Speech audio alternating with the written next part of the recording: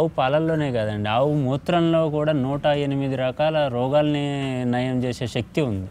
So, ఆ మూత్రాన్ని ఏంటంటే దాన్ని తీసి పట్టి దాన్ని మళ్ళీ ఫిల్టర్ చేసి ఆ మూత్రాన్ని ఎర్లీ మార్నింగ్ పరగడుపున తాగితే గనక 108 రకాల జబ్బులు నయమవుతాయి. ఇది నేను చెప్పింది కదా, రాజీవ్ దీక్షిత్ గారు ఎప్పుడో దాన్ని కనిపెట్టి ప్రపంచానికి పరిచయం చేశారు, ప్రపంచానికి చెప్పారు ఇది నిజంని. సో, మనం ఇదే కాదు, దీని ద్వారా అగరబత్తీలు, పేడ ద్వారా అగరబత్తీలు తయారు చేసుకోవచ్చు. ఆ అగరబత్తీలను మనం ఇంట్లో వెలిగిస్తే కనుక, ఇంట్లో వెలిగిస్తే అగరబత్తీలని ఆక్సిజన్, కొన్ని టన్నుల ఆక్సిజన్ రిలీజ్ అవుతుంది. ఆ ఆక్సిజన్ మనం పీల్చుతూ యోగా చేసినా ఏది చేసినా కానీ హెల్దీనెస్ ఉంటుంది, ఒక ఫ్రెష్ లుక్ వస్తుంది మనకి. ఎటువంటి జబ్బులైనా కానీ, ఏదైనా ఎంత స్ట్రెస్ ఉన్నా, ఎంత ఇది ఉన్నా కానీ మొత్తం పోతుందండి.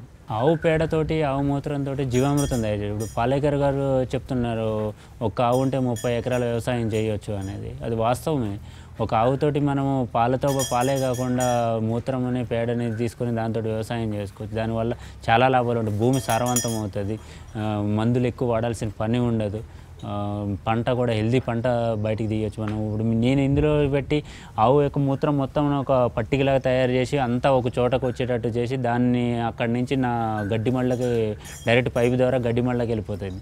సో, ఇక్కడ ఏది వాటి కనీసం ఆవులను కడిగిన తర్వాత వచ్చే నీళ్ళు కూడా నాకు వేస్ట్ కావాలి, నీళ్ళు కూడా మొత్తం గడ్డి మడికి వెళ్ళిపోతాయి. సో, ఎటువంటి అయితే నాకు తేడా కూడా కనిపించింది. నా గడ్డిని పక్కన వేరే వాళ్ళ చేలో ఉన్న గడ్డికి చాలా తేడా ఉంటుంది. ఇవి హెల్దీగా ఉంటుంది గడ్డి, తినడానికి రుచికరంగా ఉంటాయి ఆవులకు కూడా. వేరే దుకాణాలు యూరియా మందు వేసిన పెంచినవి కూడా హెల్దీగా ఉండలేవు, అవి తినడానికి కూడా రుచిగా ఉండవు. కాబట్టి ఇవే కాదు, మనం వరి పండించుకోవచ్చు, కూరగాయలు పండించుకోవచ్చు వీటితోటి. ఆ కూరగాయలు సేకరించుకొని కూరగాయలు హెల్దీగా ఉన్నాయి. ఆ కూరగాయలకు మంచి డిమాండ్ కూడా ఉంది ఈ రోజుల్లో.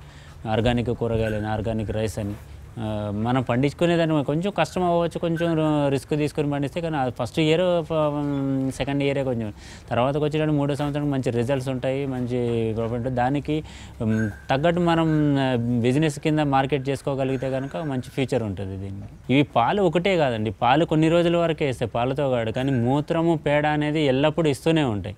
సో, మనం మూత్రం పేడతో జీవామృతం తయారు చేసుకోవచ్చు, వ్యవసాయానికి వాడవచ్చు దాన్ని. దాని ద్వారా ఆర్గానిక్ రైస్ కానీ, ఆర్గానిక్ కూరగాయలు కానీ, ఎవ్రీథింగ్ ఏదైనా దేశవాళీ విత్తనాలతో వేసుకొని ఏ పంటనైనా తయారు చేయవచ్చు.